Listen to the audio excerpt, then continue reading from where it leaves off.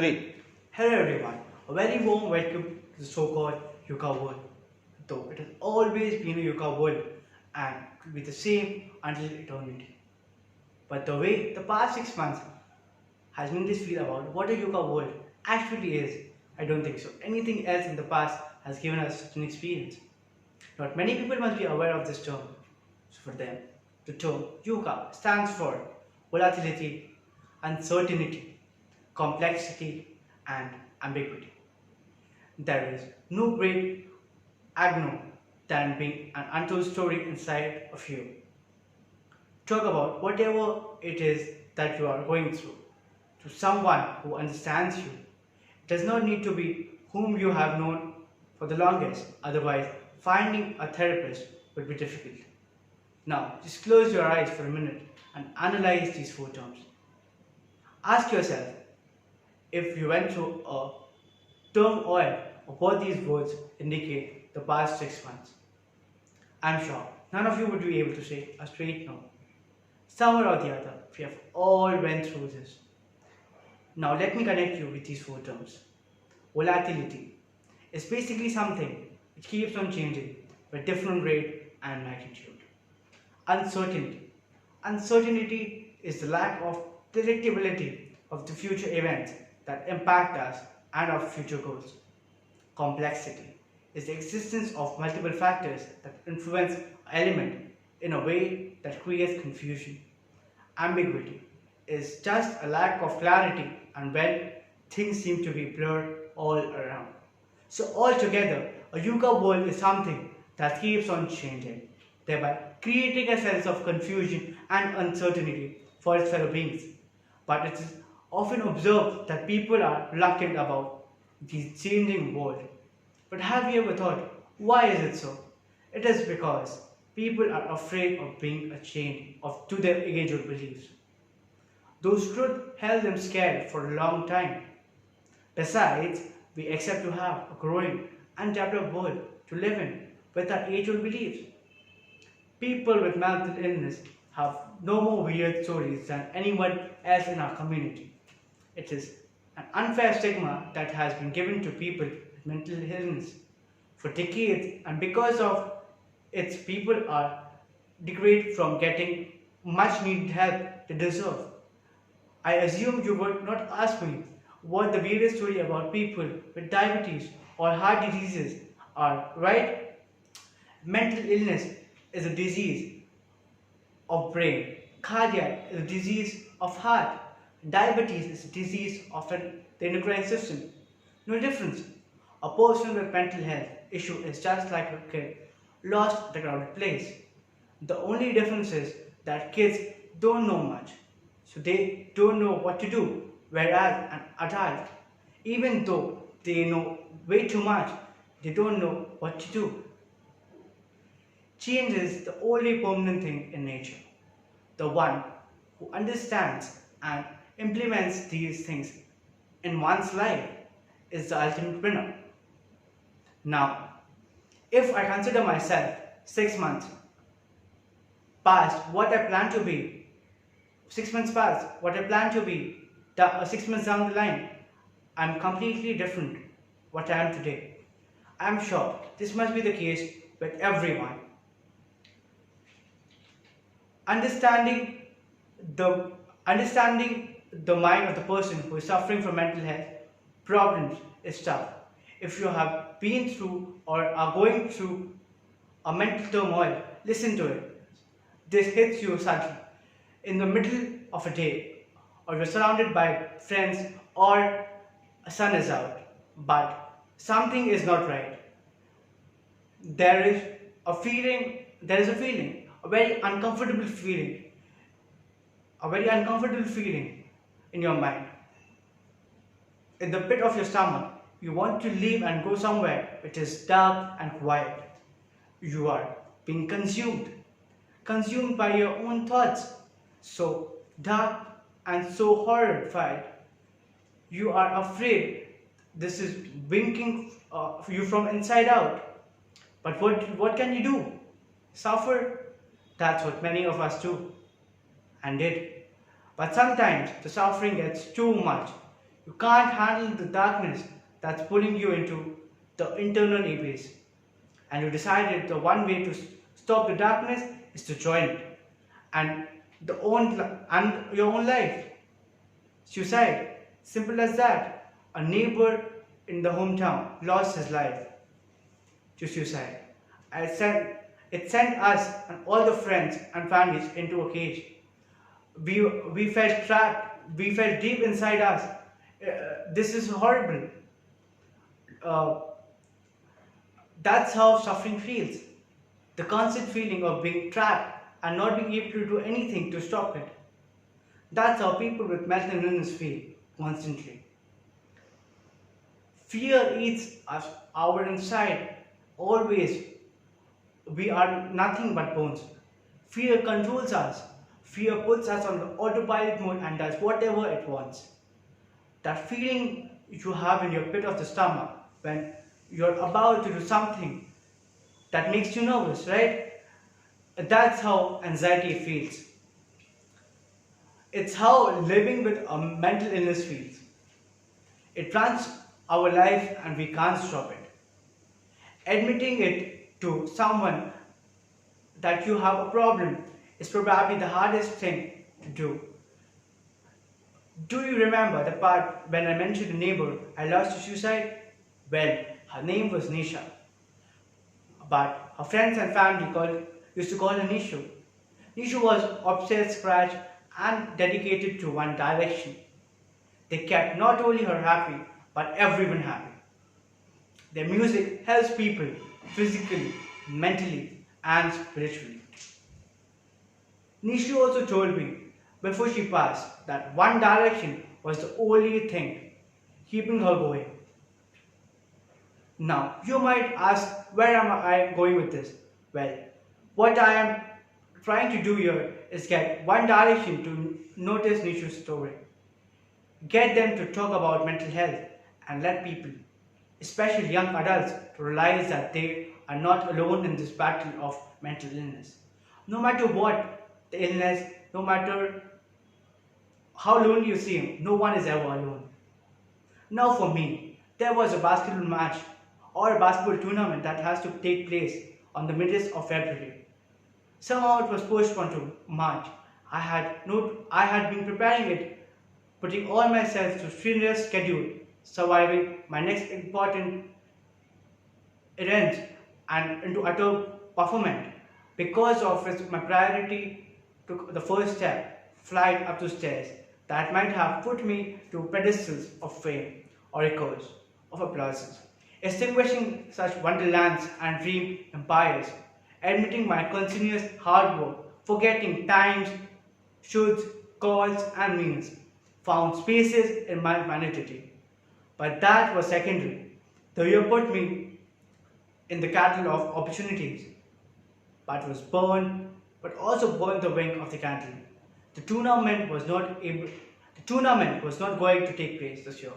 Seemingly, recorded my mentor and cut the call. That was enough to put a dead to my wandering wonders. All the efforts, hours I spent improving, and the slow efficiency found the refuse into uselessness.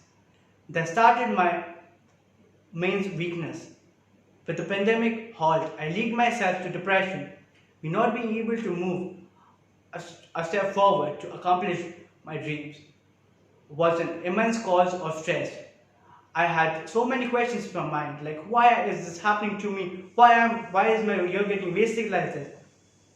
Why do I have so many problems in my life? Why does this only happen to me? And so on. I was filled with questions. I was cursing China like anything. But then, when I sat and took a bigger view of the world, of the problems people are facing during this pandemic, I was bound to ask myself, is my problem so great to be cried upon? Trust me, I did not have any valid answer to defend myself. And my answer was a great no. It will not make any difference if I achieve it now or later. Somewhere in the world, people are not having food to eat, no place to live, they are not able to get medical facilities, unable to meet their family members, and here am I, sitting peacefully at my house, having food to eat, crying over such petty problems of my life. This made me realize that we have so much engrossed in winning the race of life and going ahead of one another that the slightest of the adversity circumstances make us feel handicapped. Sometimes sometimes the sense of fear and bewilderment towards our future stops us from adapting ourselves to the changing circumstances and bring order in chaos. Instead of having so many questions in my mind and cursing the situation, trying to find creative solutions to them, trying to convert threats into opportunities and weaknesses into strengths. This realization gave birth to a whole new set of thoughts. So the whole new set of thoughts in me. And all those pessimistic beliefs disappeared. There are another couple of words you must have came across during this pandemic. Those another important couple of words.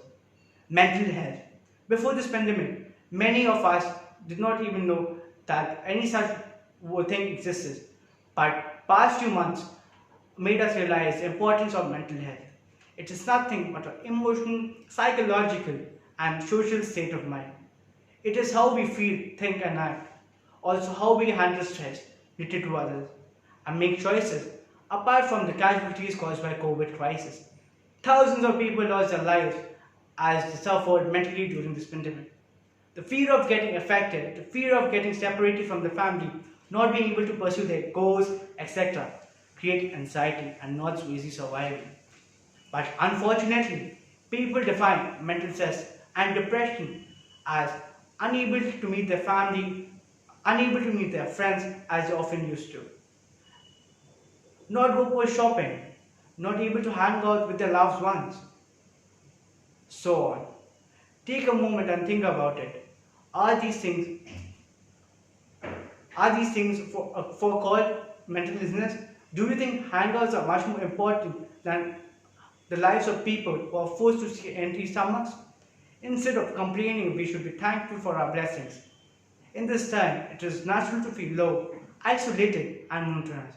But we are the only one who can convert these adversities into opportunities. Why this lockdown hitting us so hard? Just because we are forced to stay at our homes. Just because we have been given some time to spend with our families or to create wonderful memories. Why have we forgotten that we used to long for holidays? How we wish to spend some leisure time as to focus on self-care and self-development? How we used to wait for weekends so as to relax, and now when we are enough time, we are crumbling over it like anything. I myself used to crumble a lot, that I don't get tired for myself to do something different, which makes me happy. And see now, this lockdown has given me the option to do all that I wished for. So why am I wasting this in pondering over? Let me tell you a real life story of a young guy. You must be knowing him, Sparsh Shah. He is a 15-year-old boy from New York, Jersey, USA. He was born with osmogenesis imperfecta, commonly known as brittle bone disease. And you know what? He is a rapper, singer, songwriter, and an inspirational speaker. It seems completely impossible for us to believe that how a child with such serious disorder reached such great heights. But he turned all impossibilities in his life to possibilities. His unbreakable spirit, his love for music, his passionate attitude, and his drive to do something great, so that people remember him after he is no more in this world, made him do such great works at such an early age. He never gave any excuses that he is helpless, he is suffering from such a deadly disease. How can he do anything in his life? He did not care about the consequences, but he never wanted to have the regret of not even trying what his heart craved for. Always remember that it's better to fail than to regret. And that is what I don't want to do after this lockdown. I do not want to live with the regret that I had wasted the period of my life which I might have utilized in creating a better me. Come on, get up and think what you always wanted to do, but could not. Yes, Now is the right time. Go for it. Currently, the nation needs people who can provide innovative solutions, donate medical, feed the hungry, arrange transportations for those who long to meet their families. Now, let me tell you how I utilized my lockdown. Since along I wanted to enroll in the courses that would enhance my knowledge in finance apart from academics. I joined courses and trust me, those were enlightening. Also, I read few good books which I never used to have time to read previously. Then I learned cooking, which was pending since long. And some of my friends decided to have a group discussion oftenly over Zoom on any topic concerning current affairs. Through this, we improved our knowledge and speaking skills. Also made fruitful utilization of the time. Everyone, every one of us had a hidden talent. Explore it. To survive this lockdown, being happy is the key. Do whatever makes you feel content. Do whatever makes you feel a better version of yourself. Talk to your friends, talk to your family, build a healthy relationship, grow every day. One of my friends started a crowdfunding campaign which collected funds from the people and provided to the nearby slums. I joined her for the cause. It was such a great experience. The satisfaction one gets in putting smile to someone's face is heavenly. There are many ways in which we can contribute to the society, no matter how big or small our efforts are. The situation all around is not very favorable, neither economically nor socially. The virtue of being happy in the present without worrying about the future is the ultimate mantra of the and content and peaceful life, of a content and peaceful life. Everything will be not always as we want it. So we must deal with the adversities and adapt yourself to the changing circumstances. Make the most out of the resources you have. Live in the present and prepare for tomorrow. I would like to end by quoting the inspirational words of Dr. APJ Abdul Kalam. All birds find a shelter during a rain, but eagle avoid the rain by flying above the clouds. Problems are common, but attitude makes the difference. Thank you.